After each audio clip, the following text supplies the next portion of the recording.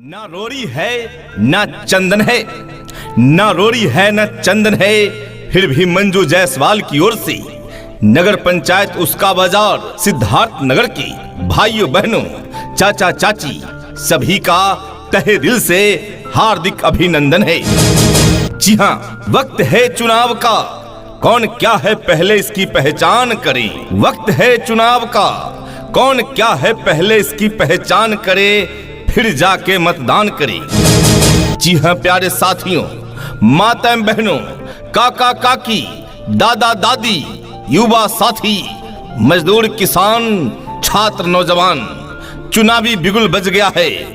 वक्त है सोच समझकर एक अच्छे प्रत्याशी का चुनाव करने का, जो शिक्षित हो, समाज सेवी हो, विकास के प्रति संकल्पित हो। जी हाँ, आपके अपने योग्य, कर्मठ, विकास के लिए संघर्षशील और समाज सेवी उम्मीदवार, जो समाज सेवा को ही अपना धर्म समझते हैं और आपके दुख दर्द को बखूबी समझते हैं और आपकी सारी समस्याएं सुलझाना चाहते हैं। आइए, ऐसी ही एक प्रत्याशी इस चुनावी घमासान में आपके बीच आई है मंजू जायसवाल, जिनका चुनाव चिन्ह है कमल का फूल। नरेंद्र मोदी जिंदाबाद जिंदाबाद जिंदाबाद, नरेंद्र मोदी जिंदाबाद जिंदाबाद जिंदाबाद, अमित शाह जिंदाबाद जिंदाबाद जिंदाबाद, अमित शाह जिंदाबाद जिंदाबाद जिंदाबाद, हेमंत कुमार जायसवाल जिंदाबाद जिंदाबाद जिंदाबाद, हेमंत कुमार जायसवाल जिंदाबाद जिंदाबाद जिंदाबाद, मंजू जायसवाल जिंदाबाद जिंदाबाद जिंदाबाद, मंजू जायसवाल जिंदाबाद जिंदाबाद जिंदाबाद, नगर पंचायत उसका बाजार की जनता जिंदाबाद जिंदाबाद जिंदाबाद, नगर पंचायत उसका बाजार की जनता जिंदाबाद जिंदाबाद जिंदाबाद, छात्र नौजवान जिंदाबाद जिंदाबाद जिंदाबाद, छात्र नौजवान जिंदाबाद जिंदाबाद जिंदाबाद, मजदूर किसान जिंदाबाद जिंदाबाद जिंदाबाद, कमल का फूल जिंदाबाद जिंदाबाद जिंदाबाद, कमल का फूल जिंदाबाद जिंदाबाद जिंदाबाद, योगी मोदी जिंदाबाद जिंदाबाद जिंदाबाद, योगी मोदी जिंदाबाद जिंदाबाद जिंदाबाद, व्यापारी भाई जिंदाबाद जिंदाबाद जिंदाबाद, व्यापारी भाई जिंदाबाद जिंदाबाद जिंदाबाद। मंजू जायसवाल जी के अध्यक्ष बनई है, मंजू जायसवाल जी के अध्यक्ष बनई है, कमल छाप पर बटन दबई है। जोड़ी के कही वोट सब कोई दे, सुना चाची हो, चाची हो। मंजू जायसवाल जी के अध्यक्ष बनई है, कमल छाप पर बटन दबई है। जोड़ी के कही वोट सब कोई दे, सुना चाची हो, चाची हो। मंजू जायसवाल जी के अध्यक्ष बनई है, हेमंत भैया के। झूठी मूठी बातों से आवाम को लड़ाते हैं, झूठी मूठी बातों से आवाम को लड़ाते हैं। ऐसे दानवों से होशियार होना चाहिए। आदमी से आदमी को प्यार होना चाहिए, प्यार होना चाहिए। जी हाँ, यदि सरकारी योजनाएं दब गई है भ्रष्टाचारों की धूल से, जी हाँ, यदि सरकारी योजनाएं दब गई है भ्रष्टाचारियों की गंदी धूल से, तो आइए इस चुनाव में नाता जोड़िए कमल के फूल से।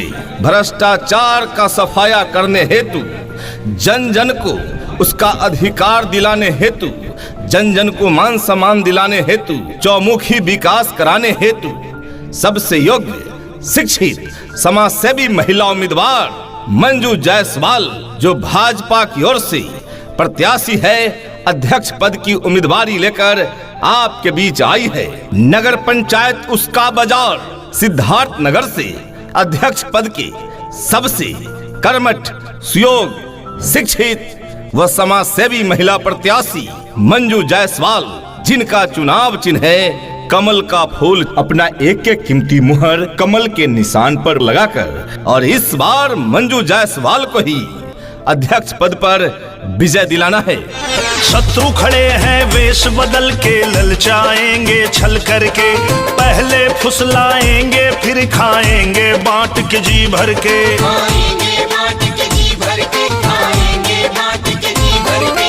जाति धर्म में बांटेंगे, नफरत की आग लगाएंगे, गरीब का घर बनवाया मोदी ने नहीं बताएंगे। प्यारे साथियों, माता बहनों, मंजू जायसवाल को आप अच्छी तरह से जानते व पहचानते हैं। मंजू जायसवाल जो आपके वोट रूपी आशीर्वाद से पूर्व में नगर पंचायत अध्यक्ष बने भाई हेमंत कुमार जायसवाल की पत्नी हैं। जी हाँ, पूर्व में भाई हेमंत कुमार जायसवाल आप लोगों के आशीर्वाद से अध्यक्ष पद पर विजय प्राप्त किए थे और तब अपने क्षेत्र में बहुत ही अच्छे कार्य हुए थे। लेकिन पिछले 5 सालों से ये सत्ता इनकी हाथों से अलग हुई और अपने क्षेत्र में कार्यों में जंग लग गया। सारे कार्य या तो अधूरी पड़ी है या फिर हुई ही नहीं है। प्यारे साथियों, माताएं बहनों, यदि आप चाहते हैं कि फिर से अपने नगर पंचायत उसका बाजार सिद्धार्थ नगर का एक नई तस्वीर बनी, तो आइए हम सबको चट्टानी एकता दिखाते हुए एकजुट होकर मतदान के दिन मतदान केंद्रों पे चलना है, तो सिर्फ और सिर्फ अपना एक एक कीमती मुहर कमल के निशान पर लगाकर भाई हेमंत कुमार जायसवाल की पत्नी मंजू जायसवाल को ही नगर पंचायत उसका बाजार का अध्यक्ष पद पर विजय दिलाना है। तो याद रखिए, काका काकी दादा दादी युवा साथी छात्र नौजवान मजदूर किसान सबका चुनाव चिन्ह कमल का फूल। नरेंद्र मोदी जिंदाबाद, जिंदाबाद जिंदाबाद, नरेंद्र मोदी जिंदाबाद, जिंदाबाद जिंदाबाद, अमित शाह जिंदाबाद, जिंदाबाद जिंदाबाद, अमित शाह जिंदाबाद, जिंदाबाद जिंदाबाद, हेमंत कुमार जायसवाल जिंदाबाद, जिंदाबाद जिंदाबाद, हेमंत कुमार जायसवाल जिंदाबाद, जिंदाबाद जिंदाबाद, मंजू जायसवाल जिंदाबाद, जिंदाबाद जिंदाबाद, मंजू जायसवाल जिंदाबाद, जिंदाबाद जिंदाबाद, नगर पंचायत उसका बाजार की जनता जिंदाबाद, जिंदाबाद जिंदाबाद, नगर पंचायत उसका बाजार की जनता जिंदाबाद, जिंदाबाद जिंदाबाद, छात्र नौजवान जिंदाबाद, जिंदाबाद जिंदाबाद, छात्र नौजवान जिंदाबाद, जिंदाबाद जिंदाबाद, मजदूर किसान जिंदाबाद, जिंदाबाद जिंदाबाद, कमल का फूल जिंदाबाद, जिंदाबाद जिंदाबाद, कमल का फूल जिंदाबाद, जिंदाबाद जिंदाबाद, योगी मोदी जिंदाबाद, जिंदाबाद जिंदाबाद, योगी मोदी जिंदाबाद, जिंदाबाद जिंदाबाद, व्यापारी भाई जिंदाबाद, जिंदाबाद जिंदाबाद, व्यापारी भाई जिंदाबाद, जिंदाबाद जिंदाबाद, कर्मठ समाज से विवरण हेमंत भैया और छै ईमानदार हो। जब जमले लाना हेमंत भैया तो पूछलन समाचार हो। सब कोई मिल के इनके जितैहा, सब कोई मिल के इनके जितैहा। कमल छाप निशान हो, मंजू जायसवाल के अध्यक्ष बनैहा। कमल छाप पर बटन दबैहा। हाथ जोड़ी के कहे वोट सब कोई दे, सुना चाची हो, चाची हो। मंजू जायसवाल जी के अध्यक्ष बनई हे मंथ भैया के। वक्त बदला मौसम बदला बदलते देखा बेईमान को, वक्त बदला मौसम बदला बदलते देखा बेईमान को, लेकिन आज तक किसी ने बदलते नहीं देखा मंजू जायसवाल के ईमान को। आज तक किसी ने बदलते नहीं देखा हेमंत कुमार जायसवाल के ईमान को। जी हाँ, सबसे कर्मठ, सुयोग्य, समाजसेवी, ईमानदार प्रत्याशी हैं मंजू जायसवाल। इनके पति हेमंत कुमार जायसवाल पूर्व में आप लोगों के आशीर्वाद से अध्यक्ष पद पर विजय प्राप्त किए और तब अपने क्षेत्र में अच्छे कार्य किए थे। नगर में गली गली इंटरलॉकिंग का कार्य किया गया था, छोटी बड़ी नालियों का पक्का निर्माण का कार्य हुआ था, नगर पंचायत कार्यालय की बिल्डिंग का निर्माण कराए, नगर में व्यवसायी कॉम्प्लेक्स बनवाने का काम किया, नगर में पानी का टंकी बनवाने का काम किया गया, नगर में 80% पाइपलाइनें बिछाने का काम किया गया था, विद्युत के लिए पावर हाउस के लिए जमीन आवंटन कराने का काम किया गया था, नगर में स्ट्रीट लाइट हर जगह लगाने का काम किया गया था। इतना ही नहीं, भाई हेमंत कुमार जायसवाल के द्वारा सड़कों के किनारे पैदल चलने वालों के लिए इंटरलॉकिंग का कार्य किया गया था, स्वच्छ पेयजल की व्यवस्था की गई थी, नगर पंचायत का बाजार में किसी भी धर्म की त्योहार के प्रति किया गया कार्य किसी भी व्यवस्था का बकाया नहीं रहा, नगर में स्वच्छता पर विशेष ध्यान दिया गया था, नगर में मोबाइल ट्रांसफार्मर, पानी की टंकी का व्यवस्था किया गया था, पुराने रेलवे पुल की इंटरलॉकिंग की गई थी। रोड बनी नाला बनी होई विकास है,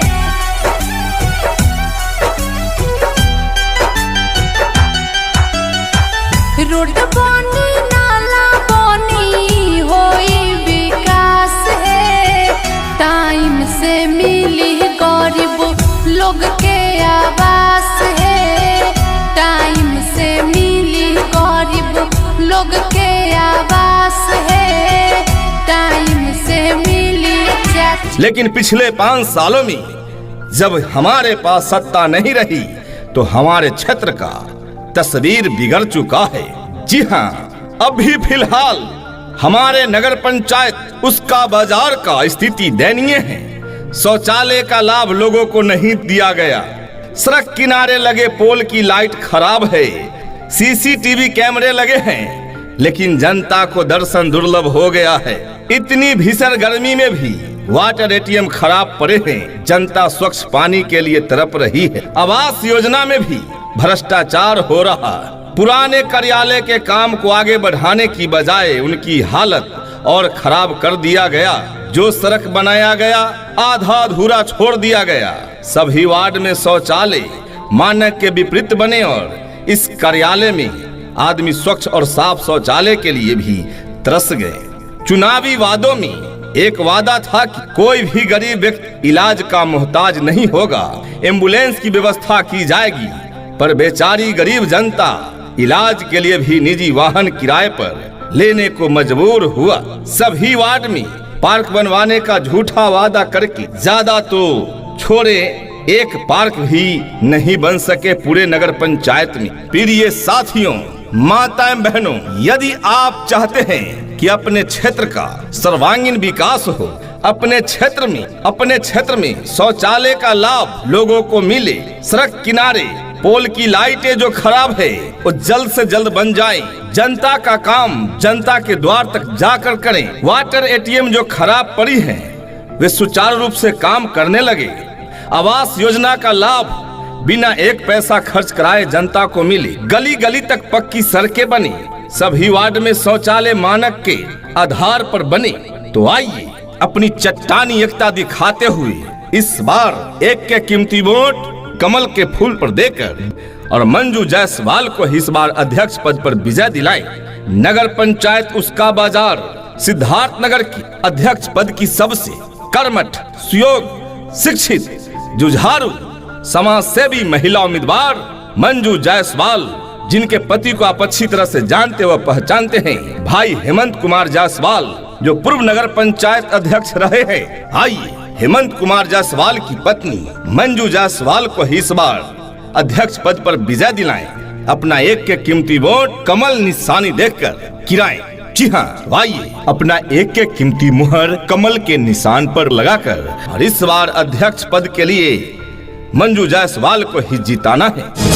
नरेंद्र मोदी जिंदाबाद, जिंदाबाद जिंदाबाद, नरेंद्र मोदी जिंदाबाद, जिंदाबाद जिंदाबाद, अमित शाह जिंदाबाद, जिंदाबाद जिंदाबाद, अमित शाह जिंदाबाद, जिंदाबाद जिंदाबाद, हेमंत कुमार जायसवाल जिंदाबाद, जिंदाबाद जिंदाबाद, हेमंत कुमार जायसवाल जिंदाबाद, जिंदाबाद जिंदाबाद, मंजू जायसवाल जिंदाबाद, जिंदाबाद जिंदाबाद, मंजू जायसवाल जिंदाबाद, जिंदाबाद जिंदाबाद, नगर पंचायत उसका बाजार की जनता जिंदाबाद, जिंदाबाद जिंदाबाद, नगर पंचायत उसका बाजार की जनता जिंदाबाद, जिंदाबाद जिंदाबाद, छात्र नौजवान जिंदाबाद, जिंदाबाद जिंदाबाद, छात्र नौजवान जिंदाबाद, जिंदाबाद जिंदाबाद, मजदूर किसान जिंदाबाद, जिंदाबाद जिंदाबाद, कमल का फूल जिंदाबाद, जिंदाबाद जिंदाबाद, कमल का फूल जिंदाबाद, जिंदाबाद जिंदाबाद, योगी मोदी जिंदाबाद,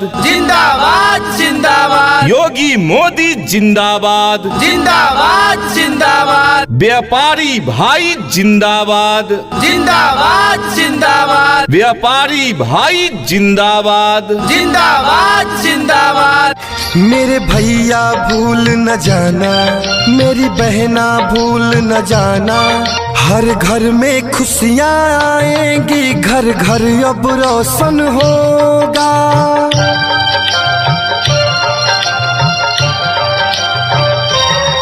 हर घर में खुशियाँ आएंगी, घर घर अब रोशन होगा।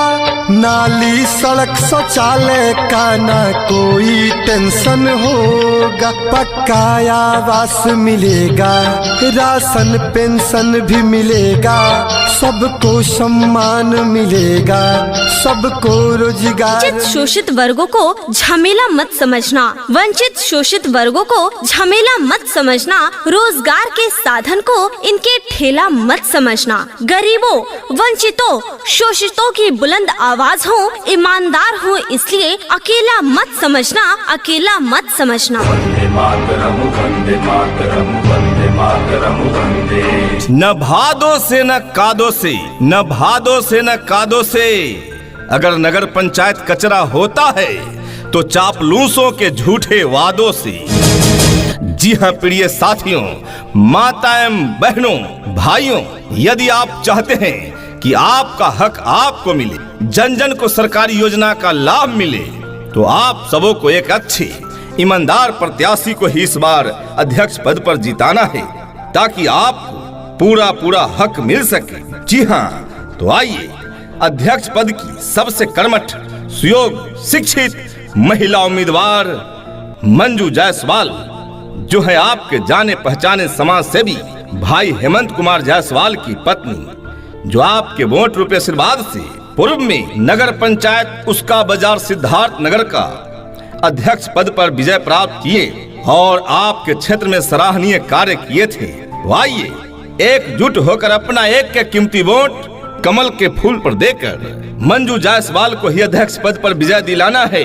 इनके पति हेमंत कुमार जायसवाल की हाथों में मजबूती देनी है, ताकि जन जन का कल्याण हो सके, नगर पंचायत उसका बाजार सिद्धार्थ नगर का एक नई तस्वीर बन सके। तो आइए काका काकी दादा दादी हम सभी का अपना चुनाव चिन्ह कमल का फूल नरेंद्र मोदी जिंदाबाद, जिंदाबाद जिंदाबाद, नरेंद्र मोदी जिंदाबाद, जिंदाबाद जिंदाबाद अमित शाह जिंदाबाद, जिंदाबाद जिंदाबाद अमित शाह जिंदाबाद, जिंदाबाद जिंदाबाद हेमंत कुमार जायसवाल जिंदाबाद, जिंदाबाद जिंदाबाद हेमंत कुमार जायसवाल जिंदाबाद, जिंदाबाद जिंदाबाद मंजू जायसवाल जिंदाबाद, जिंदाबाद जिंदाबाद मंजू जायसवाल जिंदाबाद, जिंदाबाद जिंदाबाद नगर पंचायत उसका बाजार की जनता जिंदाबाद, जिंदाबाद जिंदाबाद नगर पंचायत उसका बाजार की जनता